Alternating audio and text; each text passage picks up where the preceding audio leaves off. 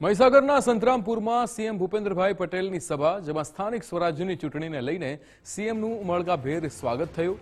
સંતરામપુરના પ્રતાપપુરા મેદાન ખાતે જનમેદની ઉમટી। દશરથ બારિયા અને કુબેર ડિંડોર દ્વારા મુખ્યમંત્રીનું સ્વાગત કરાયું।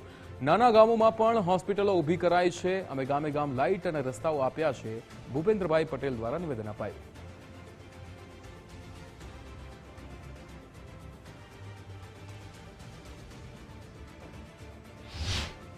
પ્રજાજનોની વચ્ચે રહીને તમે જે કામો કર્યા હોય અમને કહો અને એ પછી તમે વિશ્વાસ લઈને મત લઈ જાઓ। અને જે વિકાસના કામો અમે કર્યા એ તમારા સુધી પહોંચાડ્યા અને એનો વિશ્વાસ અમને મળતો રહ્યો છે, જન સમર્થન અમને મળતું રહ્યું છે।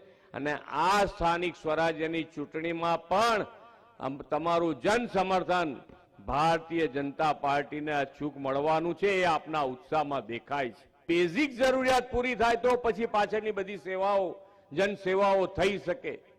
અને લાઇટ જ્યારે ગામે ગામ પહોંચી હોય, રસ્તા જ ગામે ગામ પહોંચ્યા હોય, ત્યારે તમે નાના મોટા ઉદ્યોગ, તમારી ખેતી, તમારામાં પાણી આવતા મળે એટલે દરેકે દરેક ફેસિલિટી, જન સુવિધાઓ, સ્વાસ્થ્ય સુવિધાઓ પણ ગામે ગામ પહોંચી છે।